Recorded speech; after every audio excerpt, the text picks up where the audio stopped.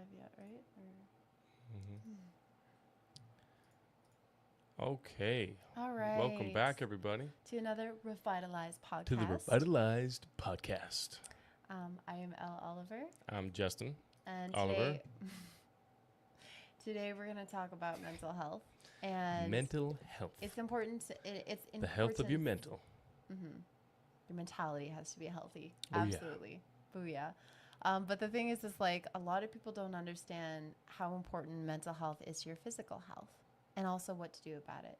Because I think a lot of people it's preached or have heard it preached very often. Oh, mental health is important. And then they leave it there. It's like, oh, gee, thanks. That doesn't really help me. just think positively. Yeah, that's the answer. But the thing is like, you know, our brains are programmable, right? They can be programmed. And your brain is an organ that is fantastic and it learns. And it can learn to think a certain way and it can also learn to think a different way. And, you know, you can't stop the bad things that happen around you. You can't change the past, but you can move forward. And it can end up in, you know, in a better future for your mind, for your life, and for your body. Exactly. Exactly. So, when we say mental health, what are we talking about? Having a healthy mentality? Yeah. Yeah, But just okay. to define it for everybody watching. Dissect it further. We're talking about, yes, it's your mentality. So it's the way that you think. It's the way that you react to things. It's, and we'll go into this a little bit deeper, but it's your default state when you are in certain environments or you react to certain things or certain people say certain stuff, you know. And so your mental health, it's not just are you happy or are you sad. There's a lot more to it than that. It's also, do you deal with stress well? Are you calm, cool, collected under pressure? Are you prone to holding on to negativity and emotions? Are you a drama seeker? Are you somebody who always needs validation from other folks because you're dealing with tons of insecurities and inner turmoil and all this kind of stuff on the inside? There's a lot more to it than just how you feel. Yeah. There's also why you feel the way you feel. There's also your perspective. There's also the way that you look at the world and are you naturally more prone to optimism or are you naturally more prone to negativity? Yeah, your personality comes into effect with this Totally. as well. And all those things, when you take all of it together and you take up this mental health in general, it's incredibly important, not just obviously for how you feel or how you think or the direction your life is going, because it dictates your choices and your behavior and what you say to people and all this kind of stuff. But it also has a massive, massive impact on your physical health.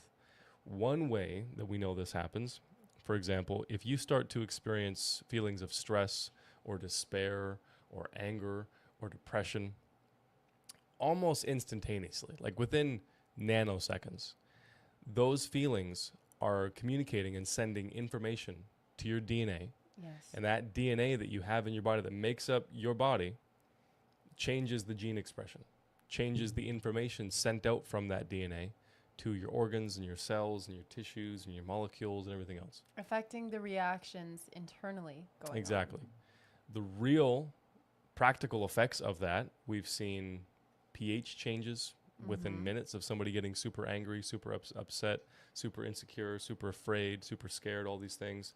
We've seen people flare up aches and pains, put themselves into the bed because they're so sick, they have immunity issues, all this kind of stuff. It messes up your digestive system. That's why when you get really, really sad, it either spikes your cravings or makes you not want to eat.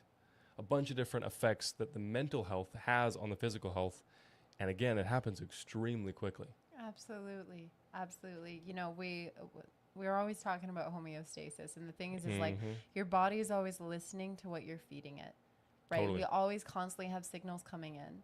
Okay. So this is signals like what's going on in your environment, you know, the temperature, the time, the sounds, you know, just the different microorganisms you're exposed to. But a lot of what communicates to your body in order for you to be in homeostasis, right, is also internal.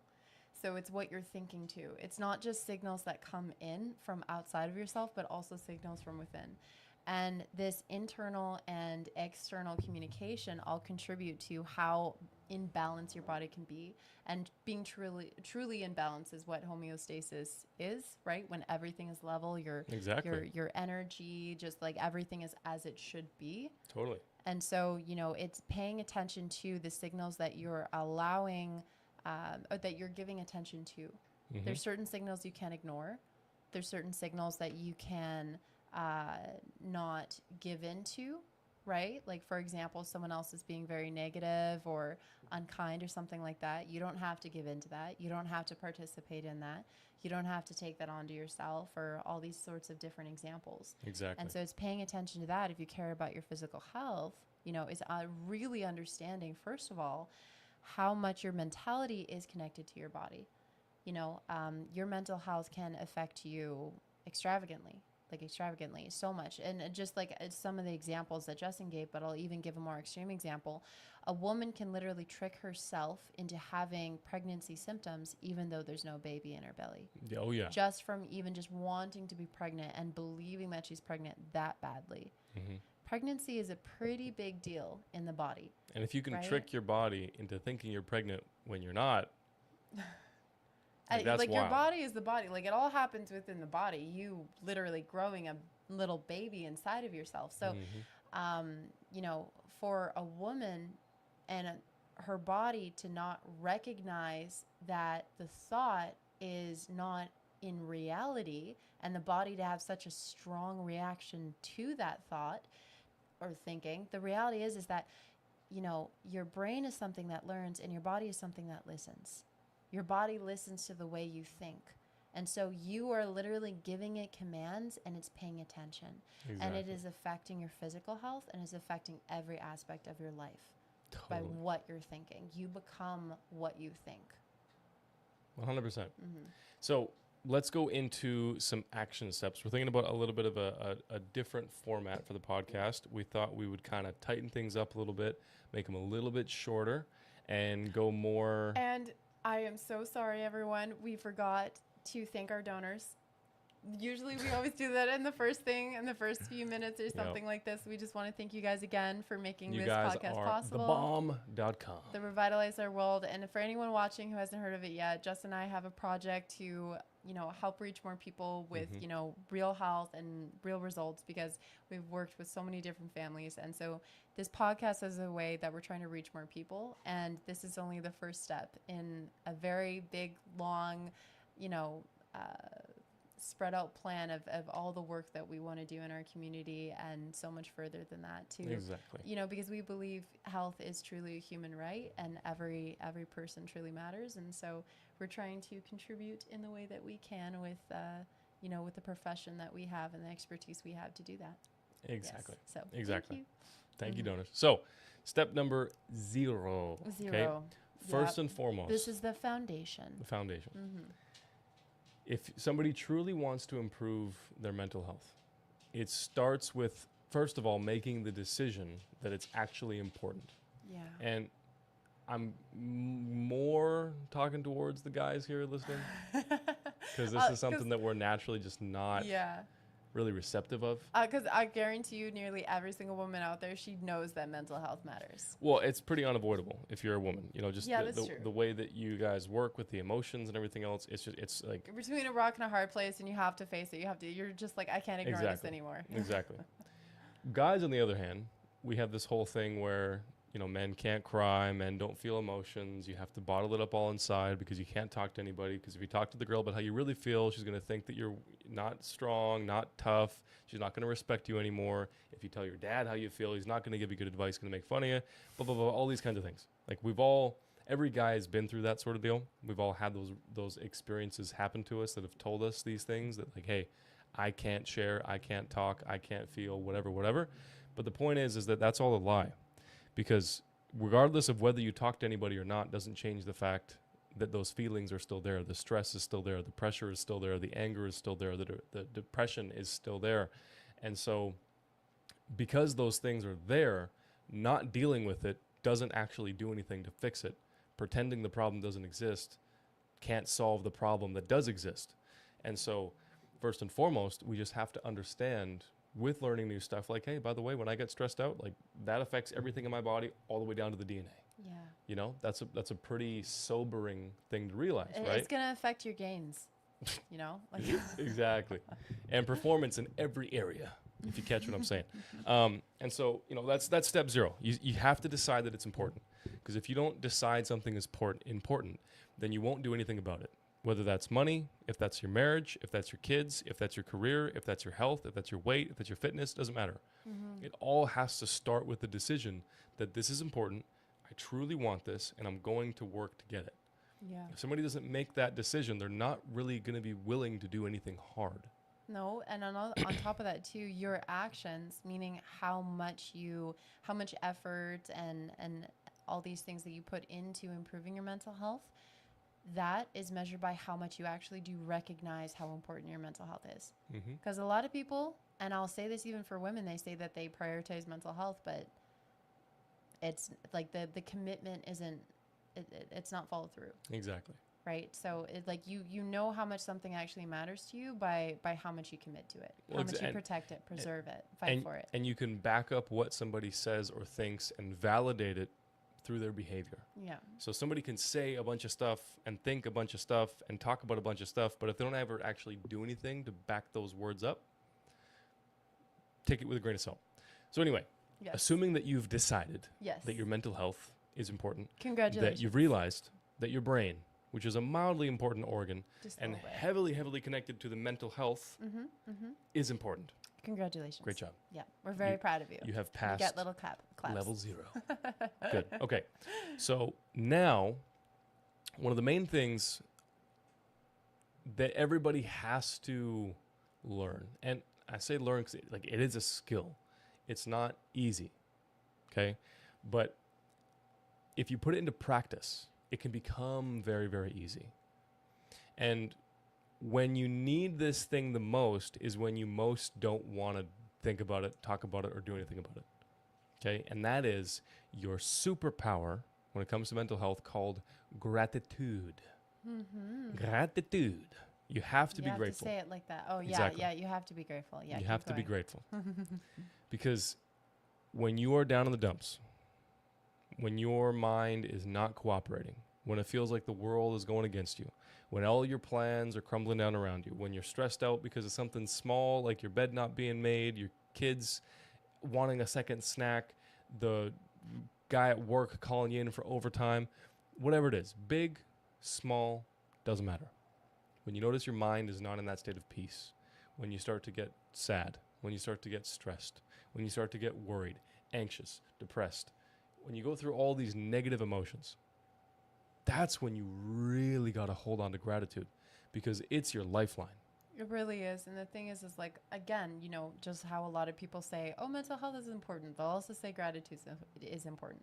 But what we're trying to do here is add the context, because the thing is like the reason why we put this as like level 1 past your foundation, right, is because, you know, if you don't believe you have anything to be happy for in your life, you're not going to be happy. Exactly. Like if you honestly believe that everything in your life is terrible, how are you going to be able to have better mental health? Because you have nothing to go forward to. You have nothing to go, you know, away from. If you think it's just the future is bad, the present's bad, the past is bad, if everything's bad, then how are you going to be able to improve at all?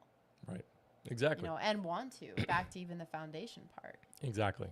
So the practical thing here is whenever you start to feel anger, fear, stress, worry, sadness, sorrow, self-loathing, insecurity, whatever it is, if you can get to the point where you've trained yourself enough, and I say the word training on purpose because it's what it's going to take. You're going to have to specifically decide to do this behavior over and over and over again until eventually it just becomes natural.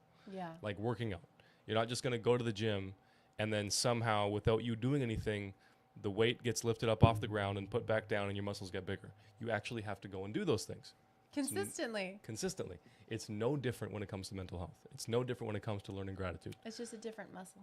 So train yourself to be the reaction that you have this feeling of sorrow, you have this thought of stress, you have this angst of anger or depression or worry or whatever it is. The second thought has to be something that you're truly grateful for. So it looks like this.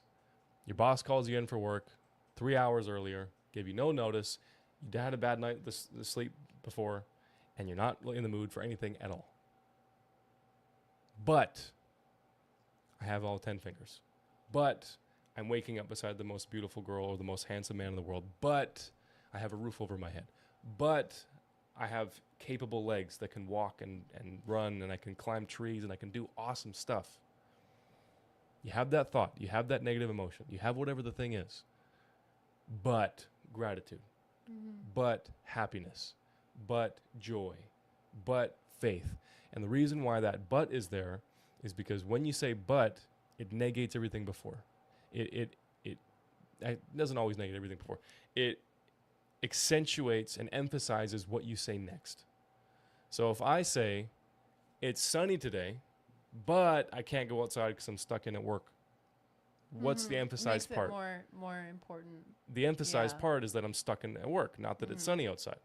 If I say, I'm stuck in at work, but it's sunny outside, same words, different order. Big switch. What comes after the but is what's more important to you. Yeah, for sure. And again, like when Justyn's saying this, like the instant trying to not have those sort of negative thoughts or circumstances land very well is like these minor things that accumulate very easily. Because even these minor things, they eventually build up, right? We're not talking about someone unfortunately passing away or something like that. Oh no, you should just be grateful. No. The thing is like everything, like all of these, thoughts that we have daily, they really lead up to our resilience and our strength when we're dealing with things that are actually really, really hard. Exactly. That are genuinely like very sad and very challenging. And so it's like what you do every day, that's what's going to lead you up to dealing with and facing those really hard times in life, because those are bound to happen. Totally. And, another thing too, I have this friend who actually shared this trick with me once before, where basically if something like, circumstantial would happen, like, oh, it's raining outside and she wants to go outside, or this happened at work, or someone like was not driving correctly, or something like this, right? She would say like, oh man. And like, whenever she would say that, it was like instant kind of like changing her perspective and just letting it go, water off of a duck's back, because it's like these thoughts are going to come, these circumstances are going to come, but don't let them take root. Don't let them take hold. Otherwise, you're going to stay stuck and you're going to be victimized by these thoughts. And then it's going to replay again and again and again in your mind for the rest of the day. Oh, I can't believe that guy cut me off. And then on and on and on it goes. Oh, people do this, people suck, etc., etc. Like, let's not feed something that isn't good for us. Exactly. All so, right. Choose gratitude. Yes. Okay? All Numero right. uno. Or numero dos. Yes. Okay. So number 2. I'm good at Spanish. Clearly. Yes. One thing and this was really helpful for me with my mental health, because I used to have very poor mental health. Talking to someone within 5 minutes if I'm unable to regulate my emotions within that time. And the thing is like, if you don't have a relationship like that in your life, either prioritize making a relationship like that. It's not impossible. Go make a friend. People They're have done it for thousands of years, and maybe there's friends you have in your life, but you're not that close to, because other things have gotten in the way, and et cetera, et cetera. And you know what? Everyone needs someone. Totally. Okay? So you're not the only person in the world who needs someone. So either one, get a relationship like that and build it over time so that you can have assistance. Because the reality is like, when you're talking about not being able to regulate your mind, right? It's just like trying to lift a heavy weight. If you are struggling and you cannot lift it, then you are not strong enough in that moment to lift it. You need a spotter. It doesn't mean it's just that simple. It doesn't mean that you can't, but at this time you require assistance. So if you can't make that person, like that relationship happen, then pay for someone to be there for you. Like, no, seriously, like that is really the reality. And I would do the same thing for myself too. If I didn't. We have. Yeah, exactly. Literally we have. And so the thing is like, Just join the academy. Like, you'll have more friends than you know what to do with. Yeah, that's true. That's very true. That's And I like think like-minded, that's the best advice I can like give you. valued, and this and that, Exactly. and it's very budget friendly and all Yeah. these sorts of things. But the thing is, again, is like if you shelf what you're dealing with and you just say like, oh no, it doesn't matter, then your body will suffer. Your nervous system will suffer. It will not go well for you. It Totally. just won't. Your emotions must be regulated. And if you are in a position currently, not forever, but currently where you don't have the skills and the confidence to do it for yourself, or you don't have the routine to do it for yourself yet, then you do need help. Totally. And that has to be recognized. That goes for the big stuff and the small stuff. Yes. Because everyone's like, oh, well, okay, sure, there's a death in the family. I should talk to somebody about it. Yeah. Right? Sure. That's most people kind of naturally gravitate toward that way. Whether you think about it or not, you're going to talk to somebody about something. But even the small things. I mean, like, here's an analogy that we've used sometimes to explain other things. So, like, you ever had those moments where you're writing an email? It's like a really, really important email. Maybe for a new promotion or a super big client, or you're sending out like a massive order for your company or something like this, right? You spend like an hour, 2 hours maybe writing this email. You double check it. You read through it 2 or 3 times because it has to be right. And then like right before you send it off, somebody comes and looks it over. Call someone over to give you a second look, something like that. It's like, hey, can you just read this? I just want to make sure it's good, like whatever. And within 3 seconds, they're finding grammar issues, typos, spelling mistakes, words you missed. Half of a sentence has disappeared somehow. You spelled your name wrong, like all these all this sorts stuff. of. And you were just looking at this thing for an hour and a half. How'd you not see those things? And it's just, oh man, good thing I had somebody else look. And just like that, when you're stuck in your own problem, it's really hard to even find simple solutions. And that's why having people around you that you can trust and depend on to give you good advice is so important. And not just to be like a crying support group, not just to be some guy that you can go and complain about and just have some drinking buddy. We're talking about people that are able to help you. That actually want to see you succeed. They want to see you succeed. Because people who want to see you succeed, they don't enable you. No. Yes, they listen to you. Yes, they're empathetic, right? But they not don't, sympathetic. They're not sympathetic. They don't come down to the depressed level with you. They bring you up. They pull you out of the pit. And, that could be your best friend. It could be your brother. It could be your cousin. It could be your boss. It could be some random person you haven't even met yet. It could be anyone. Exactly. Could be a coach, trainer, whoever. But you have to have those people. Yes. And if you have those people, treat them very well. Love on them hard. Don't let them go. Because that is a huge, massive value. So big and important in your life. And everybody has this concept and this understanding around money. Most people understand this pretty much. If you spend a ton of time around really, really successful people, you're going to learn a lot of stuff about making money and building a business and making sales and marketing and all this kind of stuff. It's no different with happiness. It's no different with faith. It's no different with a good marriage. It's no different with health. It's no different with anything that you want. If you have people in your life who have accomplished that thing and they've really accomplished it, get their advice. Ask for help. And if you have a problem, go to people who fix that problem because they're probably pretty good at fixing it if they've already done it for themselves. Or at least better than somebody who's never tried. Yeah. And so if you're struggling with something, just that 5-minute rule like Elle talked about. You're angry, you're afraid, you're stressed, you're under pressure, you're worried, you're anxious, you're depressed, whatever it is, and you're trying to fix it. That 5-minute clock comes up, talk to somebody. Get a second opinion. Get someone in to help you, because even if you could do it on your own, wasting more than 5 minutes of your life on something stupid like anger or sadness or depression is just not worth your time. You are so much more valuable than that. And your time You're is so much better more than that. valuable. Exactly. Absolutely. So get some help and let's fix this problem as fast as you possibly can. For sure. Call a friend. And I love, baby, how you were talking about even the little things, right? Not just the big things, because Absolutely. those all accumulate, and that's a very, very big deal, more than Totally. people realize, and it affects Totally. your body more than you realize too. A lot of how we've helped many people with dealing with their health is we helped them to recognize that their mental health was important, and that included all the everyday things, right? Like not waking Absolutely. up freaked out, for example, just wanting to get through the day, just wanting to get things done. A lot of women wake up like that. Or just however, whatever can be going on. Like, just recognize, like, oh, hey, this is something that needs to be dealt with. Just because it's what I'm familiar with doesn't mean that it isn't a problem. Exactly. Okay, and the last thing that we wanted to talk about, the last step, was really paying attention to the way you react, your default setting when you do get upset, right? When you do get out of peace, when you're angry, when you're sad, etc.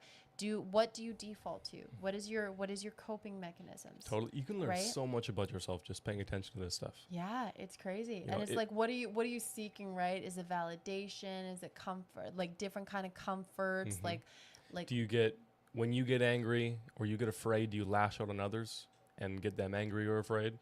When you get stressed out and under pressure, do you just try to run away from the problem and avoid it and try to find something to distract yourself? Social media, a movie, cookies, ice cream. Exactly. Yeah. Are you somebody who, you sense danger, you sense stress, you sense pressure, and you just kind of like run headfirst towards it because you just want to get it over with as fast as possible and nothing else in the world matters, and you neglect your wife, you neglect your kids?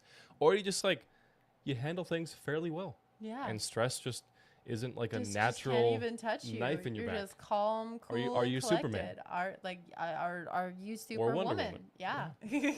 Exactly. So you just paying attention to these kinds of things. How do you react when you get poked? When you get poked with fear, what do you do? What do you think? How do you feel? When you get poked with anger, what do you do? How do you think? How do you feel? When somebody says this thing about you, when they bring up this insecurity, when you're around this group of people, when you're in that environment, when this thing happens, when this thing doesn't happen, paying attention to what you do, paying attention to your behavior, paying attention to just whatever is on the inside that comes out in these different circumstances and in these different situations. It's so important to know what you need help with. Learn your own strengths, learn your own weaknesses. I mean, the amount of people that we talk to that are in their 30s and 40s and 50s and have no freaking clue who the heck they even are yet, it's crazy. And don't get me wrong, we don't know who we are either. We're learning. But the point is that most people don't even think about those things. It doesn't even come up in their mind as an option. Yeah, absolutely. And I would say like one of the best responses is talking to someone. Yeah. If you have that person in your life, like for example, I have Justyn has myself, right? High five. Yeah, that took time to build though. Okay. Oh my word. No, that was just instantaneous. It happened in 12 hours. Absolutely. Absolutely. Anyways, I it was find one that date where instantly yeah, just complete trust and respect, just Yep. First sight, absolutely. Anyways, but I find that other than that, two things that have been very helpful, especially for myself, is one, journaling helps you organize your thoughts. And two, singing or humming or whistling helps you regulate your emotions. Totally. And the thing is like you can be dealing with both. And every person's default positive coping mechanism can be different. But you have to find something that works for you and something that you can stick with. Because you need a positive coping mechanism. You have to be able to regulate your mind. You have to be able to organize your thoughts. You have to be able to calm your nervous system down and communicate to your body, right? Like before, how we were talking about how our bodies listen to us. So if we go through a stressful event, we have to be able to very efficiently communicate to our bodies that all is well, that we're okay, that we're safe, that we're loved, that we're beautiful, all the good things, right? We need to be able to have a set of motion that communicates that well to us. Exactly. And it has to happen. And, honestly, it just comes down to a simple why. Yeah. You do this thing, you say these words, you go to this place. Why did I do that? Why? And just asking yourself that question, honestly and open enough to get ready for an answer, it'll tell you a lot about who you are.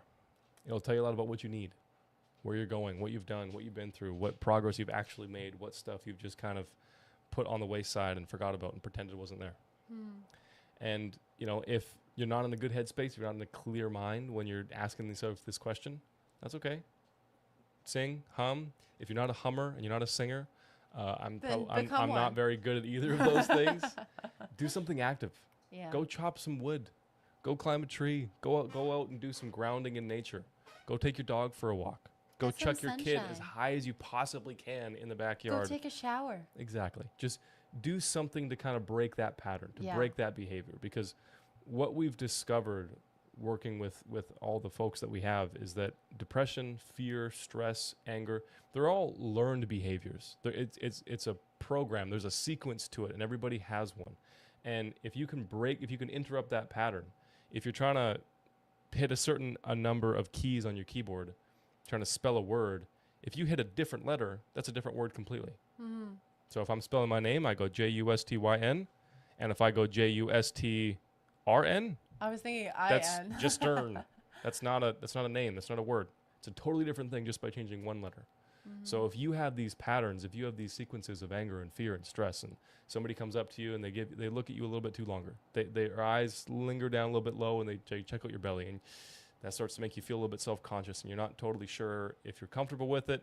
And then those uncomfortable feelings start to trickle into thoughts, and you start to look at yourself in the mirror and glance a little bit too long at yourself, and you're like, man, I'm not looking as good as I thought I was today. And you have all these flashbacks of all the times that kids made fun of you for being a bit chubby in school, or whatever the thing was. It just starts this like cascading effect of worry and insecurity and fear. Break that pattern. You start having those feelings, somebody glances a little bit too long, don't go look in the mirror. Go outside where there is no mirror. Go for a walk, breathe some fresh air, look at the trees. Do something that's different from your normal, which you will only learn when you actually start to pay attention to your defaults. What are your reactions? What are your go-tos? Mm-hmm. What do you do? What do you think? How do you feel when this thing happens, or this person says this thing, or all this stuff is going on? And when you start to do that kind of stuff, you get to learn what you need, and then you can actually start to do what you need, because if you don't even know, then it's really, really hard. Just a little bit. Just a little bit. Exactly. Beautiful. But moral of the story, your mental health is important. You got to prioritize it. Yes, and you have to prioritize it for yourself, for your life, for your relationships, and for your physical health. Exactly. And the more you learn about health, the more you understand this truth. Totally. Like, honestly, more and more. It actually, you really understand more and more, like, how almost more important it is than nearly anything else that you can do for your health. It's definitely, it's one of those limiters in life. Yeah. You know, we've all heard the expression, you know, you are like the people you hang around. You're limited by the parents you have growing up. If you're born into a rich family, you'll probably be rich. If you're born into a poor family, you'll probably be poor. All these kinds of things. Your mental health, your thinking patterns, your self-identity, your stress management, your coping mechanisms, your addictions, all these sorts of things, they limit what your body is capable of. They limit what your immune system is capable of. They limit the kind of people you'll be around, the kind of information you'll learn, the kind of thoughts and ideas you'll hear and get. And it's just so important, because you can't out-eat stress. You can't run fast enough to beat the fear in your heart. Yeah. If you're struggling with those things, the only option is to face them head on. And that's not done with broccoli or supplements or fancy workout routines. And it's not meant to be faced alone. Exactly. Sometimes people have had to face things alone. I hear what you're saying. Alone to a degree. But you do need people. And eventually, you're going to have to recognize that if you want true, holistic, healthy, optimal mental health. Exactly. You know, one of the things that we teach really, really heavily is your brain and your body are always connected. Yes. If something is affecting your mind, it's going to affect your body. And vice And if versa. something is affecting your body, it's going to affect your mind. And so the true key here is to bridge those two worlds together. To get healthy physically, to get healthy in your soul, and to get healthy in your spirit. You want to have all three. And when you do that, you become unfreaking stoppable. Absolutely. Unstoppable. And hopefully some of the stuff that we went over today was helpful. You guys can take action on it. You guys can see some improvement tomorrow if you start doing this kind of stuff. For sure, for sure. Well, thank you, Justyn. Let's just pretend that didn't happen. Love you, babe. All right, guys. Thank you so much. This has been the Revitalized Academy. Revitalized podcast. I was looking at the sign behind us. Oh, yeah? That's why I said Academy. Looks great. Yeah. Looks great. Anyways, so next week, Tuesday, okay, we're going to be coming on here again, and we are going to be dissecting and answering some of your Q&As, Mm-hmm. like on mental health, how it relates to physiological health, how it can be improved, get more nitty gritty into the details and stuff. And we hope that you guys will join us for that as well. Absolutely, everybody. Thank you all for tuning Thank in. you We so appreciate you much. hanging out. We love it when you guys check out the stream and give us all your likes and comments and all this kind of Mm-hmm. stuff. And if you found this episode helpful, help us a little bit and just share it with somebody that you know Yeah. that will also help. That's all. And if you're not subscribed, please do that. If you're not following, please do that, because it definitely lets all these social media platforms know that, hey, this stuff wasn't actually half bad. I'd Mhm. like to get more of it. And it's free. Absolutely. So there's no reason not to. Why not? We Why- appreciate you why guys a would bunch. not? Have a great day, everybody. Bye, everyone. God bless.